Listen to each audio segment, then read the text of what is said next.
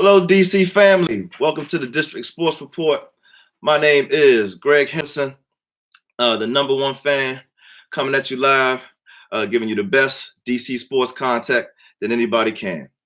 Coming to you to report on the Washington Wizards. We played the Atlanta Hawks on Wednesday in Atlanta. The Wizards came in with a record of 10-14, and Atlanta limped in with a record at 5-19. We discussed on our last show that I predicted we would win this game by a landslide. Far more talented team. If you remember, Atlanta was in the playoffs battling with us just a few years ago when they had Paul Millsap and Jeff Teague and Al Horford. Now this team is, at the bottom of the NBA, headed towards the lottery, and they're in the Zion Williamson sweepstakes. So this is a win the Wizards definitely should get. It'll be our third win in a row. No excuses. Big time win. 131-117. My prediction was correct. Pretty much cruised to a victory. Wasn't any big trouble in this game. Atlanta did have a big third quarter where they scored 45 points to make things interesting. In the fourth quarter, they actually made a nice rally to bring it to 5 points, but they couldn't get over the hump. And we kind of ended the fourth quarter on a nice rally and ended up winning by 14 points. Bradley Beal was the big man today, scored 36 points, had 9 assists, and 6 rebounds. He was completely unstoppable. They had no answer from Beal for the first quarter on. You can almost tell just from his first shots going in that he was going to have a really big night. He didn't have his backcourt mate tonight. I was surprised. John Wall with a healthy scratch. He was out for personal reasons, and many suspected that he was out to witness the birth of his first child. Yes, John Wall's wife is expecting any day now.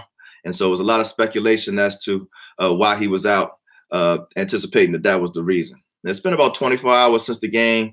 No official reports have come out about John Wall's baby, but we do know it's coming soon. So we just want to wish him and his wife a very healthy, happy baby Wall. So some more reports on the game.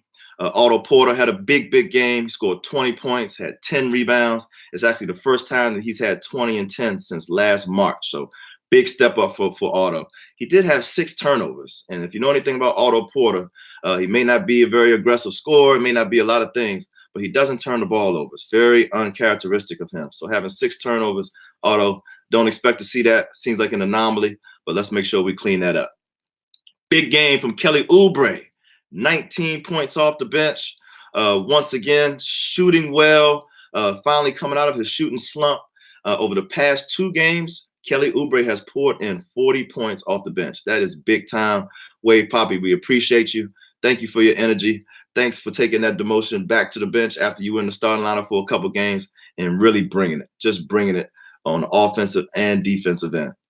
We actually started Austin Rivers today.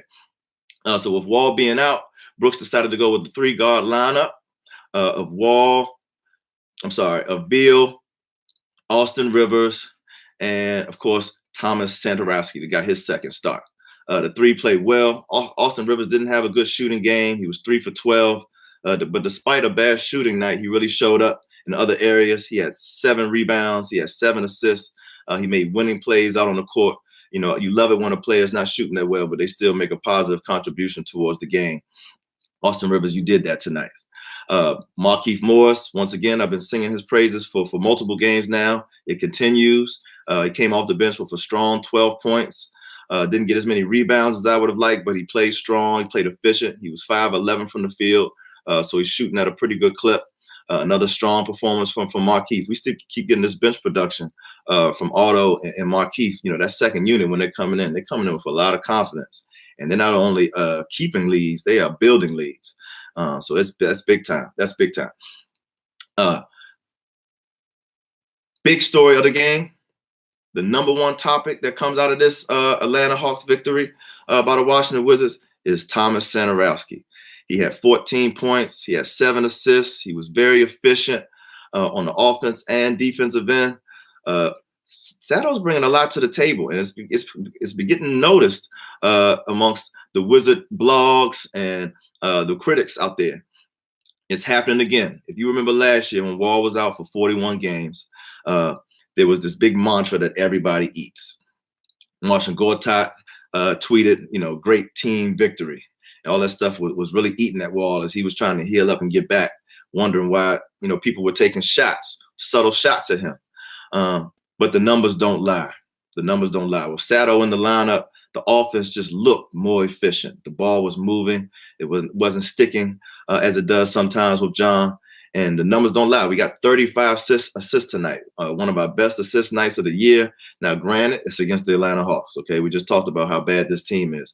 But you can't hide the fact that the ball was really, really moving. And just the eye test, the offense looked better. I mean, at times this year, our offense has looked horrendous at best.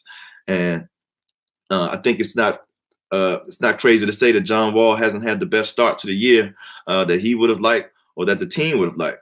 So you got a lot of critics coming out. They love to come out and blame John Wall. And when Tomas Satoransky plays a good game and he talking about everybody eats, it's like a shade party against John Wall. People coming from right and left saying that, we will be better off without him, let him go on a trade. There's a lot of trade rumors around Wall right now. I am not one that holds that opinion. I still believe John Wall gives us the best opportunity to win, leading our team as the point guard. But I do think that we should consider, that Scott Brooks can consider, starting Tomas Satoransky either at the small forward position. Obviously, he can handle the ball so that John Wall can play off the ball at times. He plays great defense. He doesn't turn the ball over. His assist-to-turnover ratio is excellent. Tonight, he had 0 turnovers, just as an indication, with 7 assists. He also has a floater that he barely misses. And if you watch last game, he had a big 3 down the stretch. So his outside shooting is getting better. And as a starter, Sato is shooting a whopping 60% from the field. That cannot be undermined. He's getting better and better. He's becoming more competent as a pro, getting more comfortable in his own shoes. He's finding spots where he can be aggressive. So I really think you got to give Sato a big boost. So the analytics on Wall, obviously it's a lot of noise out there around John Wall and his progression this year, about his lack of production. I don't always follow the analytics, but they really, really tell a telling story. So right now, John Wall and Bradley Beal on the court together per 100 possessions are actually being outscored by their opponents by 4.5 points. On the flip side, Bradley Beal without John Wall per 100 possessions are actually outscoring the opposition by 8 points. So, the analytics tell a story, the eye test tell a story. I want to hear from you guys. What do you think?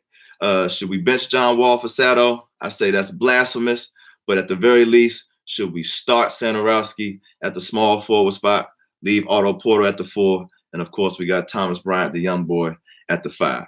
Let me know what you think on that.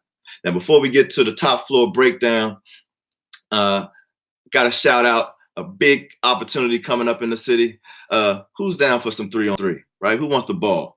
So there's a 3-on-3 tournament that's going to be hosted this year by a company called the Pursuit Sports Group. They're a company that's dedicated to the financial excellence of both pro athletes and student athletes. They even training my young son, who's only 9 years old. They're putting on the event at Sitwell Friends School. It's a great event. Not only is it a 3-on-3 tournament, but they have a 3-point contest. They have celebrities playing in the game, special guests, prizes. It's just a total fun event. I played last year and took an L, but you know what? I'm coming back this year, and I got my squad. And because it's March 30th, I got 3 months to get in shape and get some shots up. So I'll be ready. Top floor breakdown. There's a lot of stuff going on in the DC sports world right now. Obviously, the Redskins are really taking it on the chin. Our Washington football team is dealing with a plethora of injuries. Unbelievably, we lost both of our starting quarterbacks. We now got Mr. Butt Fumble, Mark Sanchez, running the team. And with him being our only starting quarterback, we had to go out and find another one. And the word was, let's get Kaepernick. Let's get this guy in for a workout. Let's see what he can do. What do we have to lose? Even though our coach indicated that, Kaepernick was talked about, possibly considered, we decided to go in another direction by some guy named Joe Johnson, something like that. I don't even know who the guy is. Basically a no name that I hope never gets in the game. Not looking good for the Skins. Right now we're sitting at 6-6 with these backup quarterbacks. I really don't see another win, unfortunately. My prediction is that we end the season 6-10, and our head coach, Jay Gruden, gets fired. A big game by the go-go tonight. Troy Brown Jr. I told y'all, 27 points, balled out against Delaware. Man, looking like a young all-star, looking like he's going to be a big production piece for the Wizards moving forward. So glad we drafted this cat. He is really grown beyond his years, definitely very mature, high basketball IQ. I'm really excited to see his progression and see his development. I think Ernie Grunfeld might have did good on that one.